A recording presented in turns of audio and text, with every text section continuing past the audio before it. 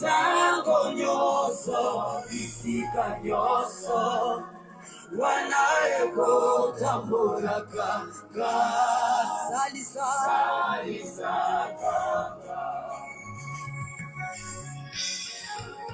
miso na Nzambe oyo emonaka oyo bato bakomonaka te wanayeko tambolaka ngai zalaka liboso na ngai miso na Nzambe oyo emonaka oyo bato bakomonaka te wanayeko tambolaka nga papa zalaka liboso na ngai Nzambe batelaka ngai Nzambe batelaka tango nyonso Yesu na ngai wanala kotambola ngai batelaka ngai salisaka ngai bisika nyonso nakoleka Yesu na ngai salisaka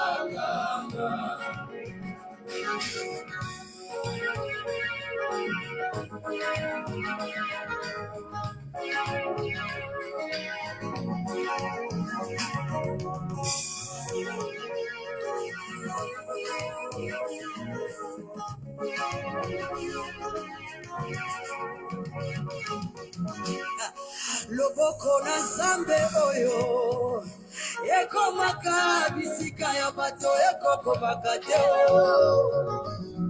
wana ekotambolaka ngai komisanga tina mboka elaka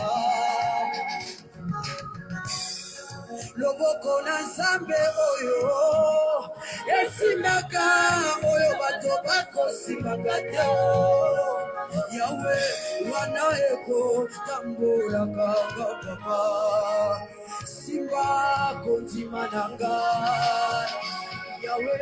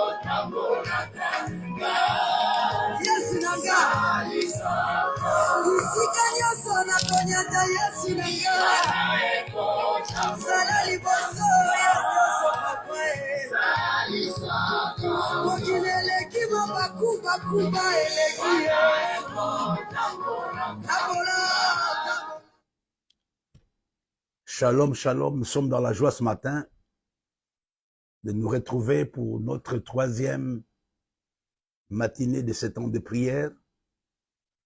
Nous avons commencé depuis le mercredi.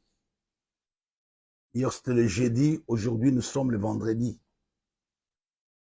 Par la grâce de Dieu, demain ça sera notre dernière matinée, du moins pour ce temps précieux. Sans plus tarder, j'aimerais vous inviter à lire avec moi un texte dans le livre de Jean. Jean chapitre 14. Jean chapitre 14, verset 14. Ça m'a béni cette nuit et ça peut te bénir. La Bible nous dit, ce sont les paroles du Seigneur, si vous demandez quelque chose en mon nom, je le ferai. C'est une parole radicale. C'est une promesse que le Seigneur a faite.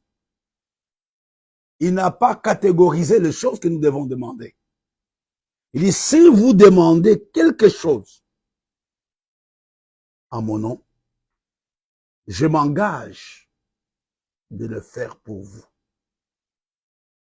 C'est la raison pour laquelle ce matin, nous allons commencer ce temps de prière avec la première pensée. Seigneur, communique-nous l'esprit de prière et de supplication et donne-nous la foi de l'exaucement. Au nom de Jésus, prions ensemble. Seigneur, ce matin, nous nous tenons devant toi pour te demander que tu nous donnes l'esprit de prière et l'esprit de supplication. Tu connais tous les ennemis internes et externes à nos différentes vies, qui s'opposent à ces moments de prière. Nous voulons nous appuyer sur cette parole. Il dit que tout ce que nous pouvons te demander en ton nom, tu peux nous le donner. C'est la raison pour laquelle nous voulons, Père, pendant ces temps, que tu mettes au milieu de nous l'esprit de prière, l'esprit de foi et surtout l'exaucement. Nous te prions pendant ces moments de prière. Éloigne de nos vies toutes les requêtes qui ne viennent pas de toi. Les requêtes qui sont dictées par nos émotions. Les requêtes qui sont dictées par les circonstances. Mais nous te prions pour que toutes les requêtes que nous ferons ce matin correspondent à ta volonté. Nous voulons te bénir, notre Père et notre Dieu. Nous le dit clairement que tout ce que nous pouvons demander en ton nom, tu peux nous le donner. J'aimerais ce matin déclarer, pendant ce temps de prière, que cette saison, c'est la saison de notre élargissement. En tant qu'individu, en tant que collectivité, mets-nous au large, notre Père et notre Dieu. Amène-nous loin. Fais en sorte que le progrès soit évident dans la vie de chacun d'entre nous. Nous te prions, notre Père et notre Dieu. Nous voulons que cette matinée, qu'elle soit véritablement une matinée de prière. Il y a quelqu'un qui est en train de suivre ce matin. Il y a quelqu'un qui va nous suivre après. Sois exaucé. Tu connais le besoin de chacun d'entre nous. Tu connais nos différents combats. Nous te prions, Père, exauce-nous. Nous ne voulons pas terminer ce temps de prière, ce temps précieux, sans que quelqu'un reçoive un témoignage de toi. Il y a des choses que tu as prévues pour nous, parce que chaque rassemblement correspond à un objectif que tu t'es assigné. Que tous les projets que tu as pour ce temps de prière, que tous les projets que tu as pour ce temps précieux, pour la vie de mon frère et pour la vie de ma sœur, s'accomplissent pleinement au nom de Jésus. Au nom de Jésus. Ce matin, nous allons être beaucoup plus pragmatiques. La pensée sur laquelle j'aimerais que nous puissions nous exhorter avant de continuer, c'est une pensée que vous connaissez peut-être. Vous pouvez augmenter la taille de la grâce de Dieu dans votre vie. C'est une pensée qui est importante. Que pendant ces temps de prière, nous pouvons augmenter la taille de la grâce de Dieu. Et vous savez, la différence entre nous provient de la grâce de Dieu. Ce ne sont pas les études. Ce n'est pas une bonne organisation, mais c'est la grâce de Dieu. Mais l'homme a la possibilité, j'ai vu ça dans la Bible, l'homme a la possibilité d'augmenter la grâce de Dieu dans sa vie. Lisons d'abord quelques versets. Allons dans le livre de Éphésiens chapitre 4, verset 7. Et nous lirons aussi Romains 12. La Bible nous dit dans le livre d'Éphésiens chapitre 4, verset 7. Mais à chacun de nous, la grâce a été donnée selon la mesure du don de Christ. Regardons Romains chapitre 12. Cette pensée peut révolutionner ta prière, peut révolutionner ta vie chrétienne. Romains chapitre 12, verset 3. Par la grâce qui m'a été donnée, je dis à chacun de vous de ne pas avoir une haute opinion de lui-même. Donc nous voyons que Dieu nous donne tous la grâce. Il n'y a personne qui n'a pas la grâce de Dieu. Mais le problème réside dans le fait, quelle est la taille de la grâce de Dieu dans ta vie?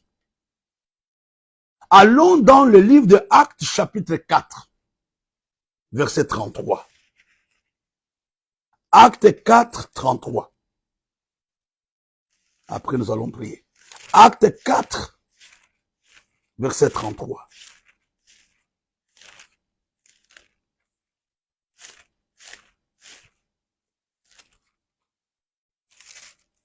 La Bible nous dit, les apôtres rendaient avec beaucoup de forts témoignages de la résurrection du Seigneur Jésus, une grande grâce, reposait sur eux. La Bible ne parle pas de la grâce ici. La Bible nous dit qu'une grande grâce était sur la vie des apôtres. En d'autres termes, il y a des gens qui ont une petite grâce. Il y en a qui ont une grande grâce. Pour nous dire ceci, la grâce est variable. La grâce est palpable. La grâce est mesurable.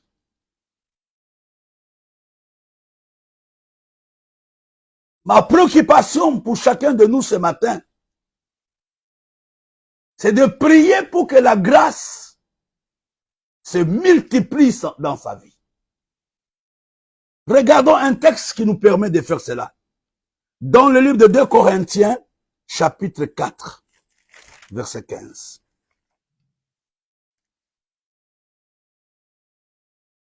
Car tout cela arrive à cause de vous, afin que la grâce, en se multipliant, la grâce en se multipliant, dans la vie aussi, l'homme peut perdre la grâce. La grâce peut diminuer dans la vie d'une personne. Mais la grâce peut aussi augmenter. Ce n'est pas Dieu qui va l'augmenter, c'est toi. C'est moi. Nous avons vu que les disciples avaient une grande grâce. Mais je ne sais pas quelle est la taille de ta grâce. Regardons dans le livre de 2 Pierre, chapitre 3, verset 18. Après, nous passerons à la prière pour le premier sujet. 2 Pierre, chapitre 3, verset 18.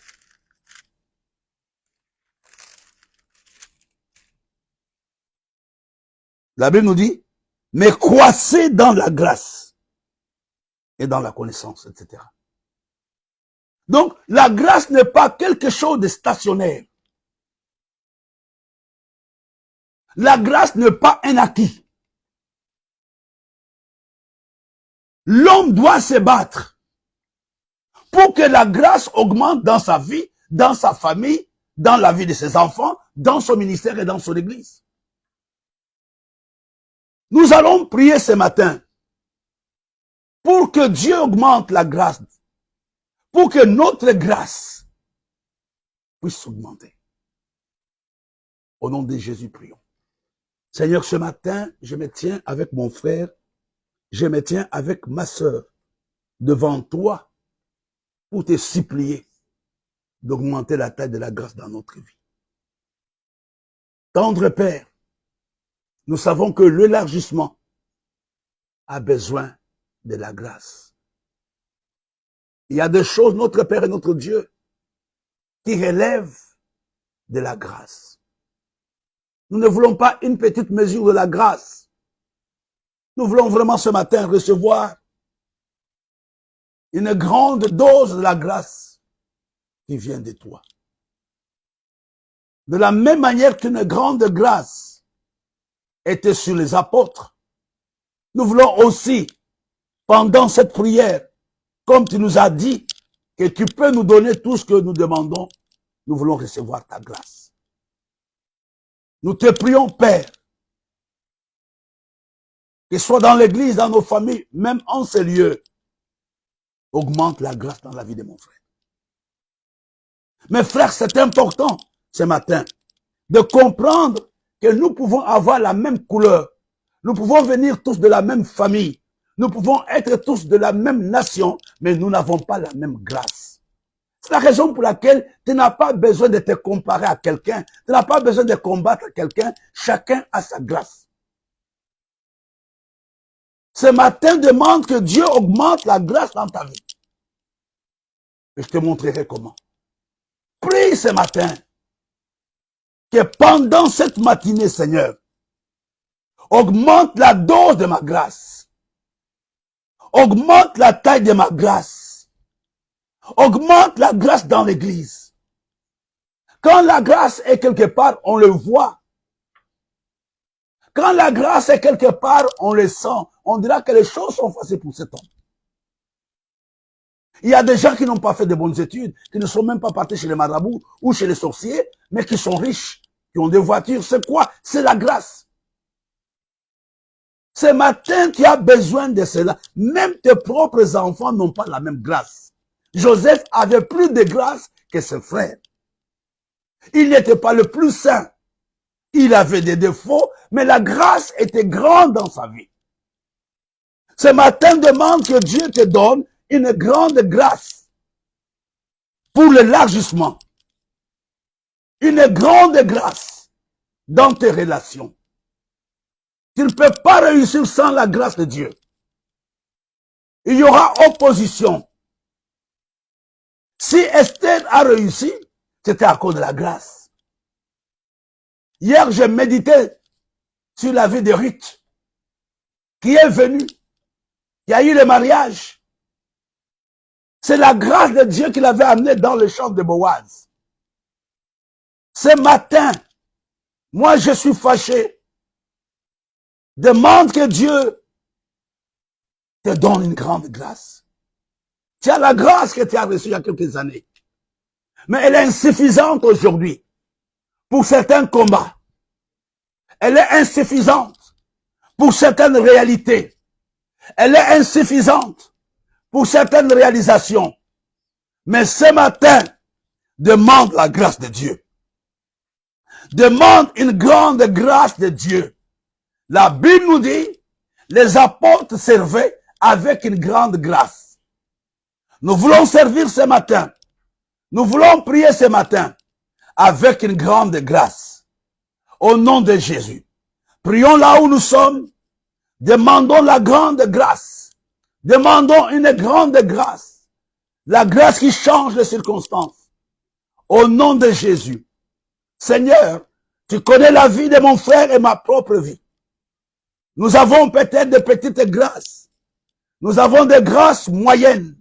Mais ce matin, nous voulons quitter ce lieu avec une grande grâce. Avec une grande grâce au nom de Jésus. Avant de continuer, je ne fais pas un enseignement, mais j'aimerais te donner 5 choses que la grâce peut faire. Rapidement, en quelques minutes. 5 choses, et nous terminerons par ce que nous devons faire pour la grâce. La première chose, la grâce de Dieu nous rapproche de Dieu. La grâce de Dieu te rapproche de Dieu. C'est une grâce, mes bien-aimés, de suivre Dieu. C'est une grâce d'exceller dans les choses de Dieu. La grâce de Dieu, moi je l'ai vu même dans mon travail de formateur. Je le vois même dans la vie des pasteurs, de fois.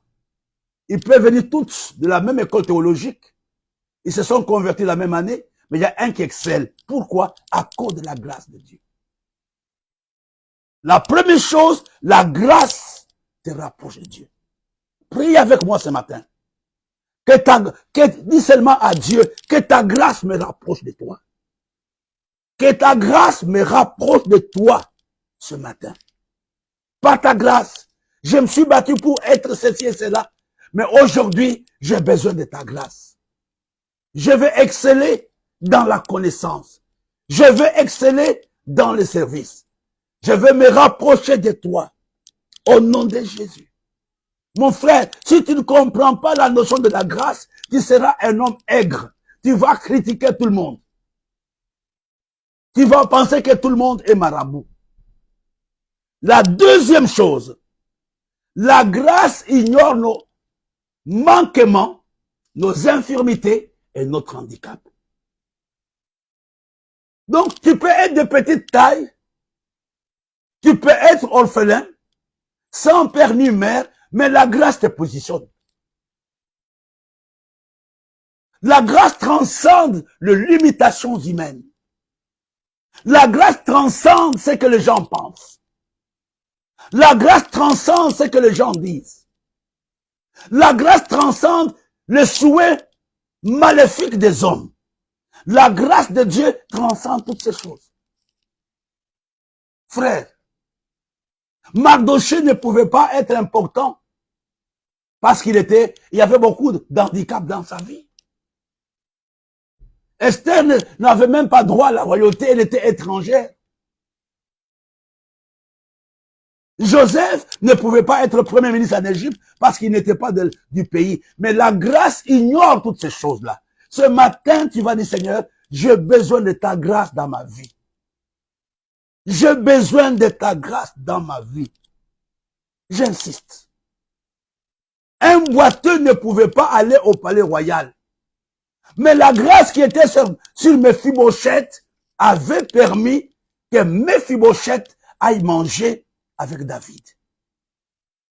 Ce matin, tu comprends pourquoi tu as besoin de cela. La grâce, ce ne sont pas des tralala que je raconte. On a besoin de la grâce. La troisième chose que j'aimerais que tu comprennes. La grâce ouvre des portes et la grâce ferme des portes. Quand la grâce de Dieu est dans ta vie, il y a des portes qui s'ouvrent et la même grâce fermera des portes qui ne t'aident pas. Tu ne peux pas expliquer toutes les relations que tu as. Tu ne peux pas expliquer comment tu as rencontré cette personne. C'est la grâce de Dieu qui a ouvert la porte. C'est la grâce de Dieu qui avait ouvert la porte de Méphibosheth. C'est la grâce de Dieu qui avait ouvert la porte d'Esther. C'est la grâce de Dieu qui avait ouvert la porte de Ruth. Ce matin, prie que ta grâce ouvre des portes dans ma vie. Que ta grâce élargisse ma vie. Au nom de Jésus, prions ensemble. Que la grâce de Dieu ce matin nous amène à atteindre de nouvelles dimensions. Nos calculs nous limitent. Il y a des endroits où nous ne pouvons pas aller. Mais que la grâce de Dieu nous aide à pénétrer, à atteindre le lieu que nous ne pouvions pas atteindre.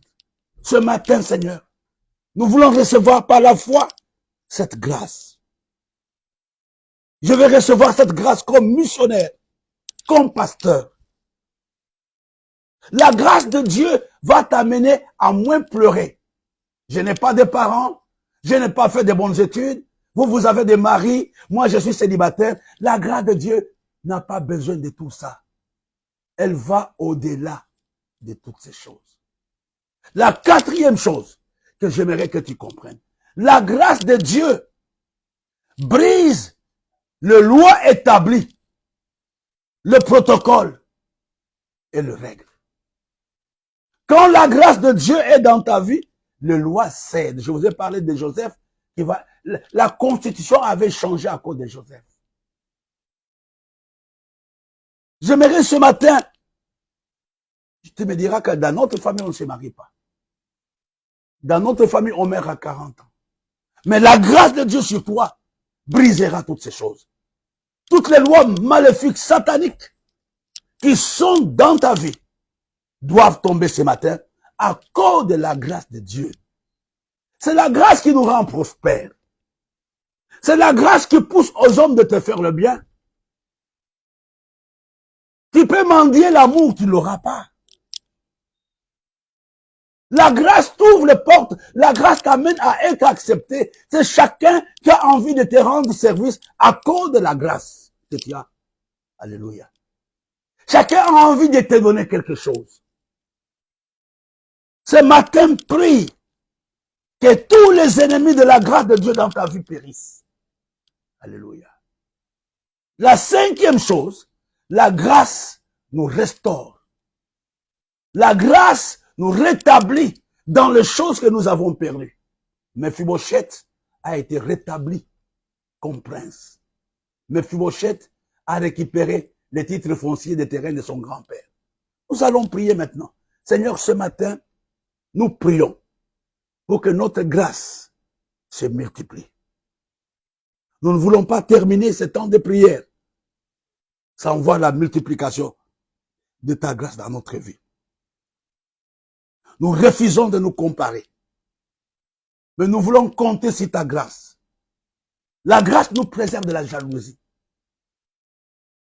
La grâce me préserve d'être aigre. Ce matin, j'aimerais que chacun prie pour que la grâce de Dieu se multiplie dans sa vie. C'est vrai, tu as reçu la grâce à ta nouvelle naissance.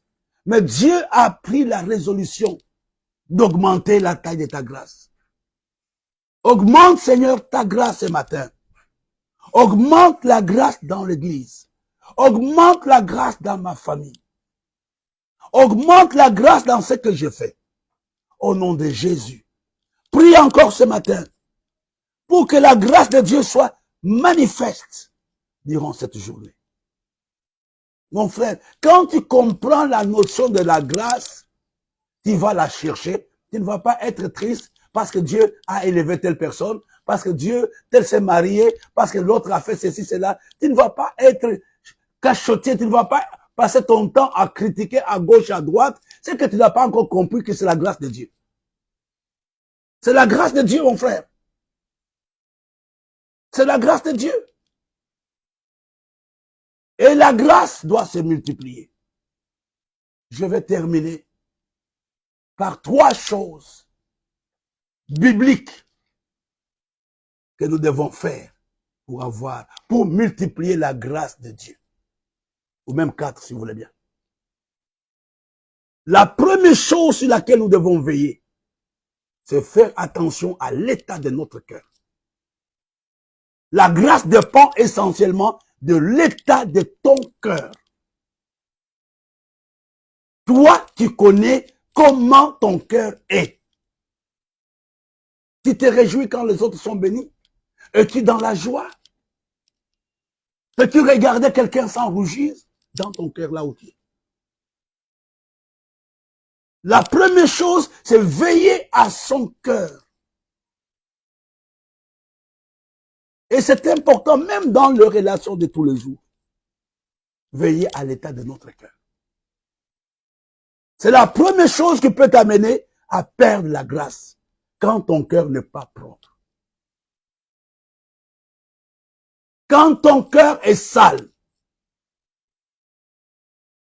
Nous voyons par exemple les gens, des fois, qui ne réussissent pas. On les voit toujours fâchés, colériques. Pourquoi? À cause de l'état de leur cœur, Dieu n'augmente pas la taille de la grâce.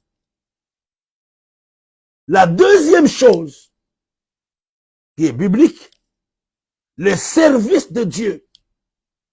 Servir Dieu avec consécration et dévouement multiplie la grâce de Dieu. Quand tu sers Dieu,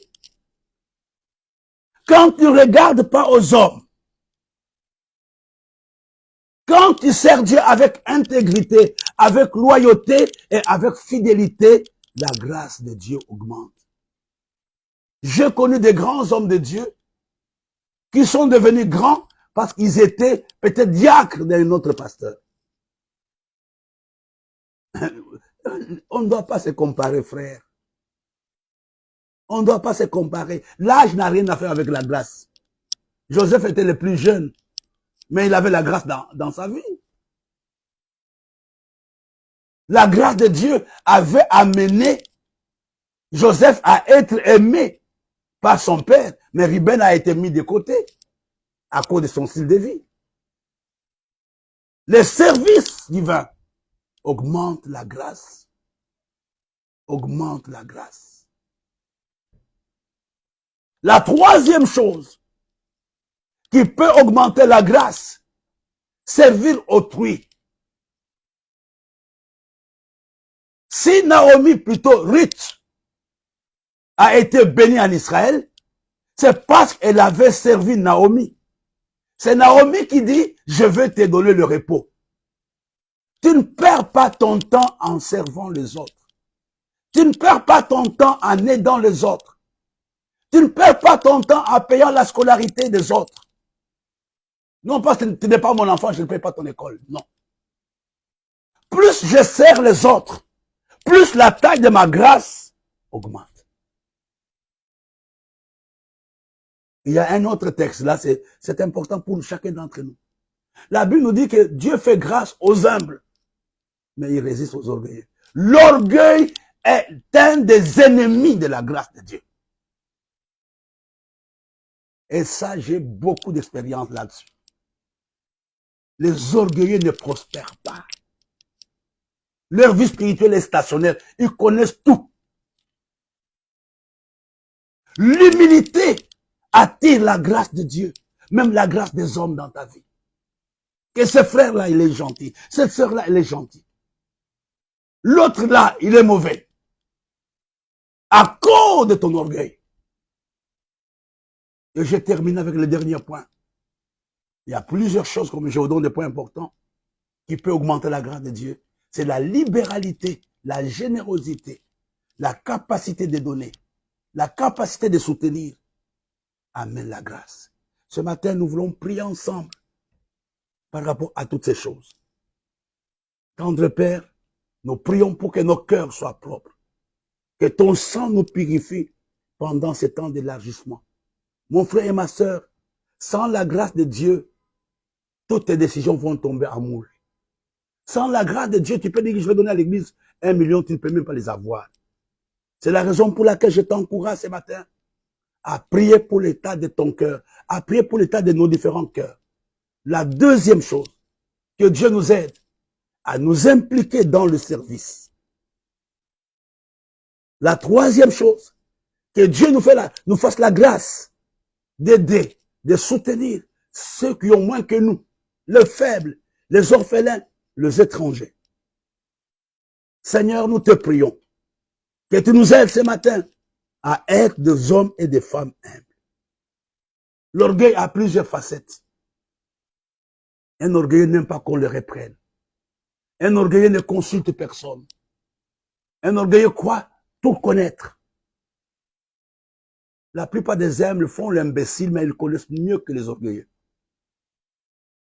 Et terminons par la libéralité. Tendre Père, ce matin, nous t'avons demandé, comme tu l'as dit, que tout ce que nous pouvons te demander, tu peux nous le donner. Nous t'avons demandé une seule chose. Augmente la taille de notre grâce durant cette journée, pendant cette saison. L'Église a besoin de ta grâce pendant cette saison, notre Père et notre Dieu. C'est ta grâce qui peut nous aider à déplacer les montagnes. C'est ta grâce qui nous ouvrira des portes. C'est ta grâce qui nous donnera de l'argent. C'est ta grâce qui va nous donner de nouvelles relations. Seigneur, l'Église a besoin d'une nouvelle taille de la grâce, de ta grâce.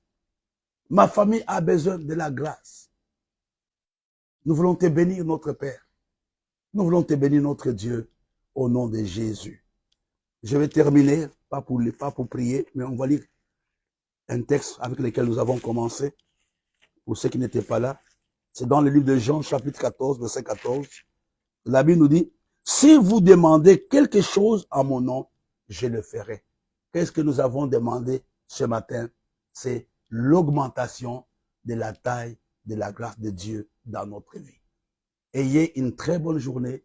Rendez-vous ce soir pour ceux du Rocher à l'église. Demain, nous serons en ces lieux pour la dernière matinée à partir de 6h30. Et demain, nous n'allons pas terminer à 7h comme aujourd'hui. On ira jusqu'à 7h15 parce qu'on aura la Sainte Seine demain matin. Pour ceux du Rocher, la Sainte Seine aura lieu dimanche dans la salle de l'église. Ayez une bonne journée et surtout un bon début de week-end. Rendez-vous demain à 6h30. Amen.